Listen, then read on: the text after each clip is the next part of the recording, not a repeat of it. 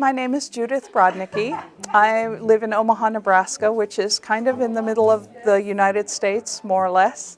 I'm Liz Lovick from Orkney, known as Northern Lace. My name is Mary Lou Egan, and I live in St. Paul, Minnesota, USA. I'm Gina Parescu, the bendy knitter.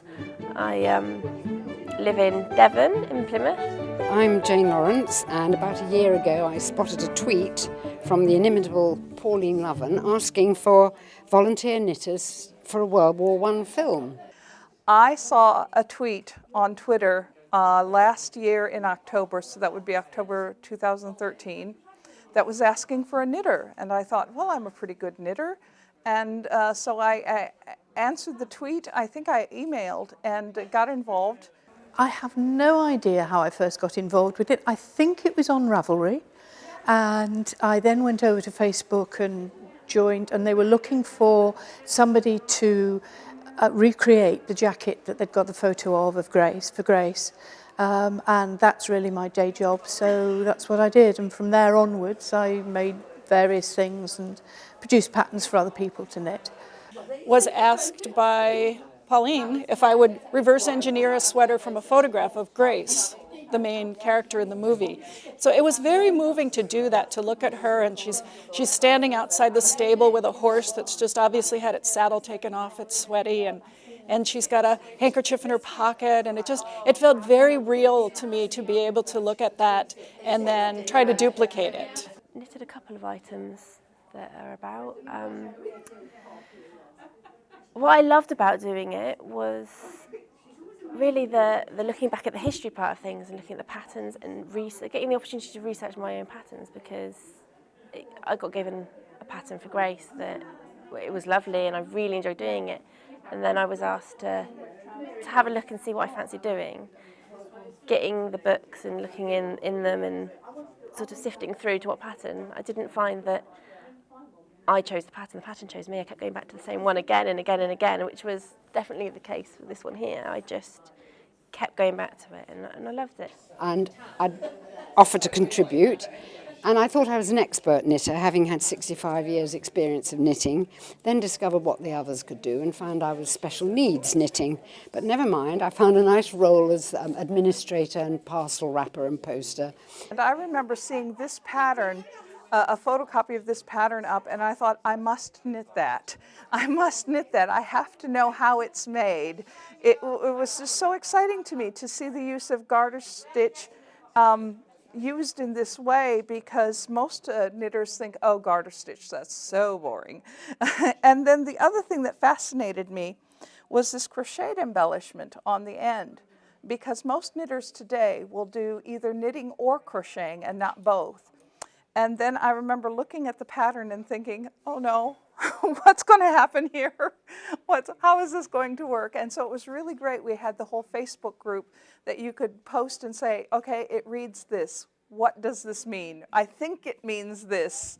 Or the measurements say this, but the gauge says that. And it was nice when I was knitting it to be able to think of what the people went through and what they did and what it was like for the women at home. And it was lovely, and that felt like that is what we were creating with, even though we didn't really see each other, we chatted to each other about it, we talked about what people were doing, and it was like being a community.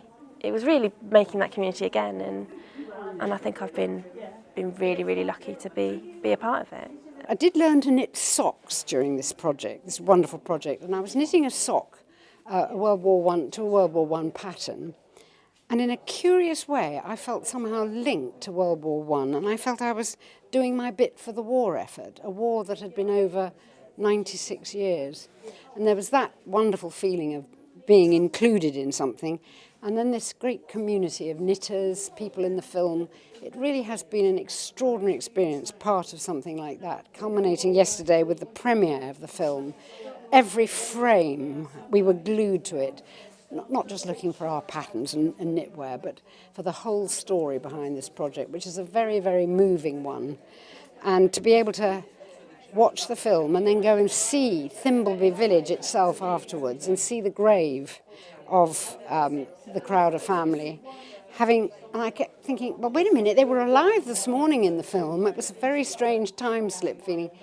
So it's being encapsulated in a bubble of 1914 to 1918 and finding a new online community. It's been a very, very special experience, and I'm most grateful to have been part of it. It was really fun, and to be part of just this whole exciting effort to bring history to life and to encourage other people to go back and look at their family photos, their archives. I had a great uncle that was in the Canadian Forces who was gassed and really sort of wandered around, never had a job, just would show up once in a while at my mother's house, that the war was so damaging to so many families. And this is just sort of a beautiful way to remember it and to try to have people look at those memorials in a new way. I mean, the film was just absolutely lovely, and it just had all come together, and it was so moving. It was so wonderful to be a part of. Nobody asks me to be a part of this stuff. I mean, in America, are you kidding? You have to be a member of a special union and connected 3 different ways to get involved. So it was just really lovely to get to knit things, to get to design, to get to meet people, and then to get to come here. You can't imagine how pleased I was when they said, let's have a book. It was an idea that came from the group, that people were realizing how wearable so many of the patterns were. And so come about May, people said we ought to do a book, and then Pauline said, let's do a book. And all the publishers said, wonderful idea, but we can't possibly get it ready for November. So we did. We did it ourselves. And so Judith did the design, I was the editor, and Ellie, who is a friend of mine up in Orkney, is tech editor, and another designer, she did the tech editing. So we produced it in time. For me personally, it's opened so many doors, from just suddenly deciding to do a blog and finding Pauline's tweet, just finding it. I don't even know how, it was just there, and I thought, oh, that sounds like something I could really get involved in, and it just captured me, it took me into my own little world of knitted patterns, and it just inspired me to do different things and use the patterns in different ways after, and as I was knitting them, what I could do with them and what walls I could use with them, and then other doors opened for me and people wanted items, and I was lucky enough to get an article in a magazine, and I was lucky enough to be part of this, so I feel very privileged and very thankful for giving me that opportunity to put myself out there, because I wouldn't have done it otherwise.